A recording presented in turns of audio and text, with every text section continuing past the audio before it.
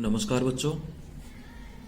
देखो, कक्षा 11 विषय चित्रकला की बात कर रहे हैं अपन। और अपन पढ़ रहे थे इसमें प्रागैतिहासिक काल। प्रागैतिहासिक काल में अपन ने पहले इसका समय पढ़ा, आदि मानव का विकास क्रम पढ़ा।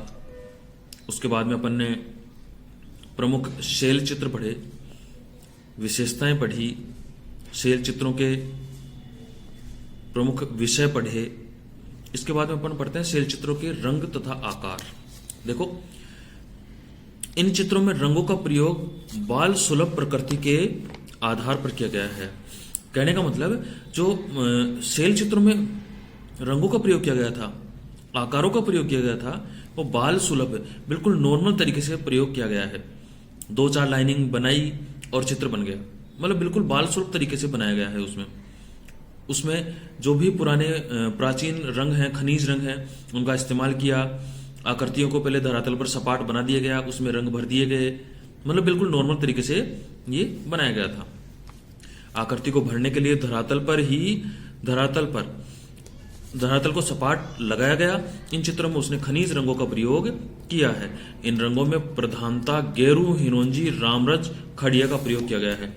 गेरू रंग का, ठीक है, और रामरज रंग का, हिरोंजी रंग का, खड़िया रंग, जो भी ये प्राचीन रंग होते थे, जो भी खनिज रंग होते थे, इनका प्रयोग इसमें किया गया है। इन रंगों के अतिरिक्त रासायनिक में कोयला, देखो, रासायनिक रंग में कोयला या काजल का प्रयोग किया जाता था। कोयले का काजल जो होता था, उसको बनाकर उसमें स्याही मिला दी जाती थी और उसका रंग बनाकर भी काले रंग का प्रयोग किया जाता था। सामान्य से लाल गेरू का सबसे अधिक प्रयोग मिलता है। इससे मिलते जुलते नारंगी, भूरा, चॉकलेटी एवं बैंगनी रंगों का प्रयोग होता था। मतलब देखो, रंग योजना अपन ने पढ़ी थी। रंग योजनाओं में इसमें इसका पूरा सार बताता हूं मैं यहां तक का, कि उन्होंने कहा है, इसमें किताब में कहा गया है कि जो भी रंग थे, इन रंगों को मिलाकर, जैसे 3 रंग होते थे प्राकृतिक रंग, और तीनों रंगों को मिलाकर उन्होंने 3 से 7 रंग बना लिए और 3 से अनेकों रंग बनाकर और उन्होंने अपने चित्रों में प्रयोग किया। हालांकि उन्होंने अपने चित्रों में सीमित रंगों का ही प्रयोग किया है, कहीं पीला, कहीं हरा, कहीं काला, कहीं लाल, सीमित रंगों का प्रयोग किया है, लेकिन बहुत अच्छे से उन्होंने प्रयोग किया है। देखो इधर, भीमबेटका के शिलालेखों में हरे रंग के चित्र अधिक पाए जाते हैं। मतलब भीमबेटका में सबसे ज्यादा हरे रंग का प्रयोग हुआ है। और ये खोज किसने की थी? डॉक्टर विष्णु श्रीधर वाकणकर ने। किसने की थी? भीमबेटका की खोज।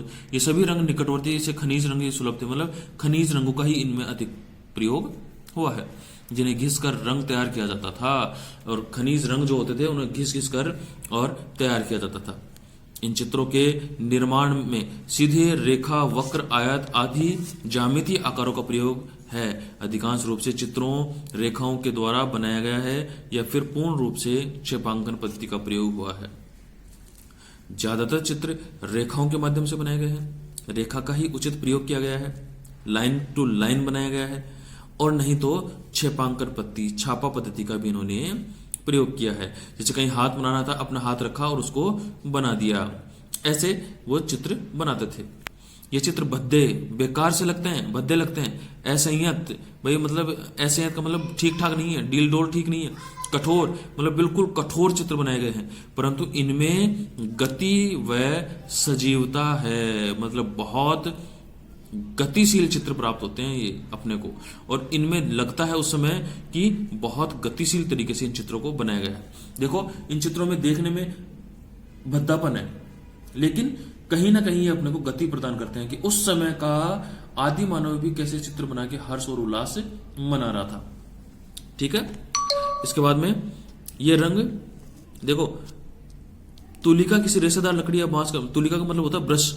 ये ब्रश उस समय होती नहीं थी, तो रेशेदार लकड़ी या फिर बांस या नरकुल आदि, मतलब कोई भी एक लकड़ी का टुकड़ा लेकर उसको आगे से कूटा जाता था और आगे से कूट कर उसको ब्रश का रूप दे दिया जाता था।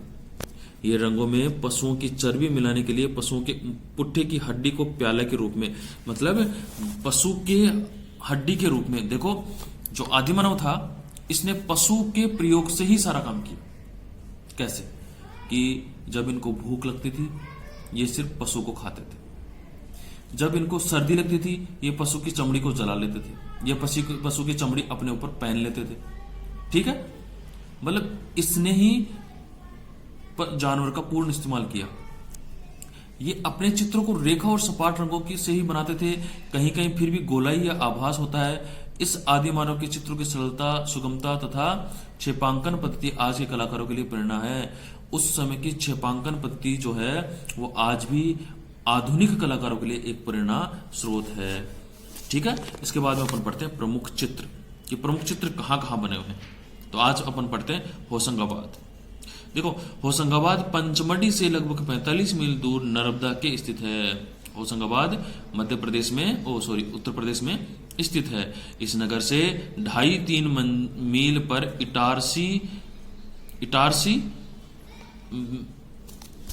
इटारसी ने वाली मोटर रोड के किनारे ही एक छोटी सी पहाड़ी है। मतलब एक छोटी सी पहाड़ी बनी हुई है, उस पर उस पहाड़ी को क्या कहा जाता है? आदमगढ़। उस पहाड़ी को क्या कहा जाता है? आदमगढ़। याद रखना, होशंगाबाद के चित्र कौन सी गुफा में स्थित है या कौन सी पहाड़ी पर स्थित है? आदमगढ़ गुफा पर, आदमगढ़ पहाड़ी पर। इस पहाड़ी पर करीब 1 लाख से अधिक शिलाश्रय हैं, जिनमें हाथी, घोड़ा, महिष, जिराफ समूह, सत्रधारी अश्वरोही, घोड़े पर सवार 4 अस्त्रधारी क्षेपांकन पद्धति में बनाए गए हैं। यहाँ पर विभिन्न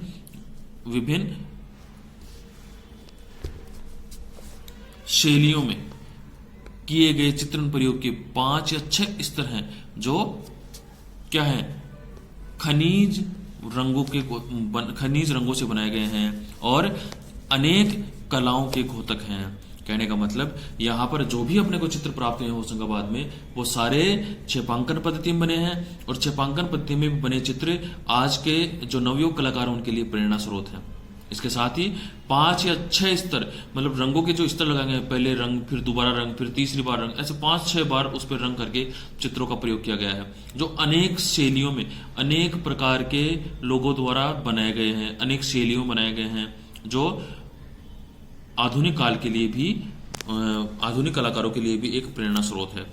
इसमें देखो, सबसे मुख्य जो चित्र है वो है घोड़े का आखेट चित्र। घोड़े के आखेट का चित्र देखो, होशंगाबाद क्षेत्र में शिलाश्रय पर गेरुए लाल रंग से अंकित किए गए।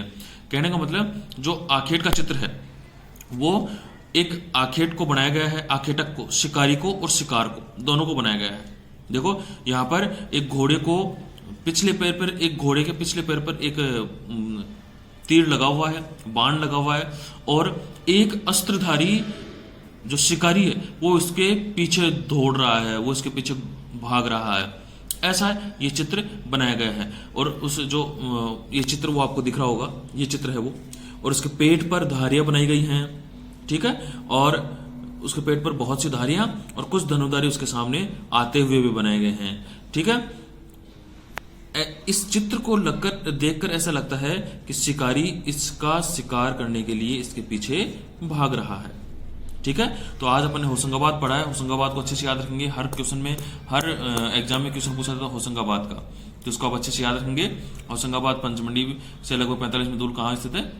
उत्तर प्रदेश में, यूपी में। तो और इसका प्रमुख चित्र, जो बहुत प्रमुख चित्र, वो कौन सा है? घोड़े के आखेट का चित्र।